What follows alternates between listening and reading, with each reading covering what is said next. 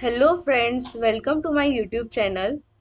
तो हमने पैथोलॉजी की ये सीरीज स्टार्ट की थी, जिसमें हमने सबसे पहले ल्यूकेमिया स्टार्ट किए, जिसमें हमने 2 लेक्चर्स अपलोड किए थे। एक था introduction of leukaemia and then पूरा सीएमएल। तो अब हम एएमएल स्टार्ट करने जा रहे हैं। उसके पहले आपको ल्यूकेमिया का ओवरव्यू होना थोड़ा ज़रूरी है। तो पहले तो ल्यूकेमिया कितने टाइप के हैं, तो हमने ये 4 टाइप देखे थे।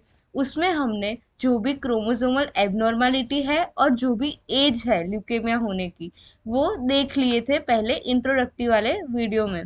तो पहले आप वो देख लीजिए, फिर आगे का वीडियो स्टार्ट कीजिए। तो अब हम एएमएल की बात करते हैं। तो एएमएल यानी एक्यूट माइलॉइड ल्यूकेमिया। माइलॉइड यानी डब्ल्यूबीसी सीरीज एंड एक्यूट, मैंने आपको एक्यूट का मतलब भी बताया था। एक्यूट यानी more than 20% myeloblast present in the blood. Okay. Normally क्या होता है, जो क्रोनिक लिम्फोमास है उसमें माइलोब्लास्ट के अलावा के जो इमेच्योर फॉर्म है, यानी माइलोसाइट, मेटामाइलोसाइट, प्रोमाइलोसाइट, बैंड फॉर्म, वो सब भी इंक्रीज होते हैं। लेकिन जो एक्यूट ल्यूकेमिया है उसमें जो माइलोब्लास्ट है वो 20% से भी ज़्यादा इंक्रीज हो जाते हैं। और जो एक्यूट ल्यूकेमिया है वो मेनली एडोलेंस एज में होता है, और जो क्रोनिक ल्यूकेमिया है वो एक्सट्रीमिटीज यानी कि ओल्ड एज में होता है। तो इतना आपको पता होना चाहिए। इसमें जीन म्यूटेशन क्या होगा, तो मैंने याद रखने की ट्रिक आपको बोली थी कि 15, 16 एंड 17 आपको इस तरह से याद रखना है। देन इसमें क्या होता है कि आपका जो पैथोलॉजिकल पिक्चर्स है, यानी आप जब ब्लड स्मीयर बनाओगे तो उसमें स्कूल यूनिफॉर्म अपीयरेंस देखने को मिलेगा। हमने जो सीएमएल देखा था उसमें क्या था, गार्डन पार्टी अपीयरेंस। ऐसा क्यों था, क्योंकि उसमें मेटामाइलोसाइट, माइलोसाइट, बैंड फॉर्म, वो सारे इमेच्योर फॉर्म इंक्रीज हो रहे थे। उसकी वजह से हमें अलग अलग टाइप के सेल दिख रहे थे। लेकिन इसमें मैंने क्या बोला कि सिर्फ माइलोब्लास्ट इंक्रीज हो रहे हैं। उसकी वजह से हमारा ब्लड पिक्चर जो है वो स्कूल यूनिफॉर्म अपीयरेंस देगा। और आगे बात करें तो फैब क्लासिफिकेशन, लेकिन आपके पैथोलॉजी के यूनिवर्सिटी में ये फैब क्लासिफिकेशन इतना इम्पोर्टेंट नहीं होता। आप इसे छोड़कर भी जा सकते हैं। वैसे भी ये सब याद रखना थोड़ा मुश्किल है। तो आप जब मेडिसिन पढ़ोगे तब उसमें जो स्पेसिफिक चीज़ें आएगी जो एमसीक्यू पॉइंट ऑफ व्यू से इम्पोर्टेंट है, आप वो वहाँ से याद कर लेना। अभी के लिए इसकी ज़रूरत नहीं है। देन हम आते हैं क्लिनिकल फीचर्स पर। तो मैंने आपको ल्यूकेमिया में बताया था कि हमारे चारों जो भी ल्यूकेमिया है उसके क्लिनिकल फीचर्स ऑलमोस्ट सेम ही रहेंगे। तो क्या क्या होगा, एनीमिया, ब्लीडिंग एंड इन्फेक्शन, ये 3 कॉमन रहेगा। एनीमिया क्यों होगा, क्योंकि आरबीसी कम हो रहे हैं ब्लड में। और आरबीसी क्यों कम हो रहे हैं, क्योंकि जब डब्ल्यूबीसी की जो सीरीज है उसका प्रोलिफरेशन ज़्यादा हो रहा है, उसकी वजह से आरबीसी की जो सीरीज है यानी कि इरिथ्रोपोएसिस कम हो रही है, उसकी वजह से एनीमिया देखने को मिलेगा। ब्लीडिंग क्यों होगी, क्योंकि प्लेटलेट भी कम हो रहा है यहाँ पे। और इन्फेक्शन क्यों होगा, क्योंकि हमारे जो मैच्योर डब्ल्यूबीसी है वो कम हो रहे हैं इसलिए। ओके। देन ये जो है वो 5 स्टार पॉइंट है, ये आपको याद रखना है। जो भी हमारा एक्यूट है यानी कि acute myeloid and acute leukemoid leukemia, इन दोनों में हमें लिम्फोमास देखने को मिलेंगे। पर सीएमएल यानी कि जो हमारा क्रोनिक फॉर्म है उसमें हमें लिम्फोमा देखने को नहीं मिलेगा। और ये क्यों होता है, क्योंकि जो एक्यूट फॉर्म है वो हमारे ब्लड में आकर फिर ऑर्गन को इन्फिल्ट्रेट करते हैं, इसकी वजह से लिम्फोमा होता है। ओके। तो वो कौन कौन से ऑर्गन है जिसको ये इन्फिल्ट्रेट करेगा, तो सबसे पहला जो हमारा ऑर्गन है वो है बोन। देन लिम्फेडिनोपैथी यानी lymph node, bone, lymph node. Then splenomegaly, hepatomegaly, kidney में इन्फिल्ट्रेशन होगा, गम में हाइपरट्रॉफी होगी, और क्लोरोमा। तो जो आपको सबसे ज़्यादा इम्पोर्टेंट है वो है क्लोरोमा एंड गम हाइपरट्रॉफी। आपके एमसीक्यू में भी ये पूछा जाता है, आपको गम हाइपरट्रॉफी की इमेज दी होगी और फिर आपको पूछेंगे कि ये कौन सा ल्यूकेमिया है। तो आपको याद रखना है कि गम हाइपरट्रॉफी एंड क्लोरोमा, ये दोनों फीचर्स है हमारे एक्यूट माइलॉइड ल्यूकेमिया के। ओके। एंड क्यों, क्योंकि उसमें लिम्फोमा होता है।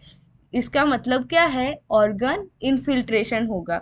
ओके। और बोन में पेन, टेंडरनेस और ये सब भी हमें देखने को मिलेगा। क्लोरोमा क्या है, तो ये आपका 2 मार्कर के लिए भी इम्पोर्टेंट है। जो क्लोरोमा है वो लोकलाइज स्वेलिंग है।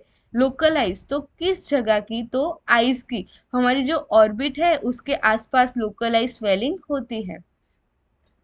देन लैब डायग्नोसिस, तो ये लैब डायग्नोसिस भी मैंने आपको बताया था कि सभी में सेम फॉर्मेट में आपको लिखना है। तो जो हमने सीएमएल में लैब डायग्नोसिस देखा था वो सेम यहाँ पर आएगा।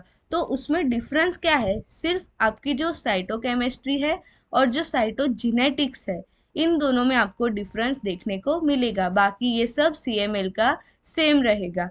इसमें क्या होगा, सेल्यूलरिटी ऑफ बोन मेरो इंक्रीज होगा, ल्यूकेमिक सेल इंक्रीज होंगे, इरिथ्रोपोएसिस एंड मेगा कैरियोपोएसिस डिक्रीज होगी। मेगा कैरियोपोएसिस यानी कि प्लेटलेट फॉर्मेशन, और प्लेटलेट डिक्रीज होंगे, एचबी डिक्रीज होगा, हीमोग्लोबिन एंड डब्ल्यूबीसी आपका इंक्रीज होगा।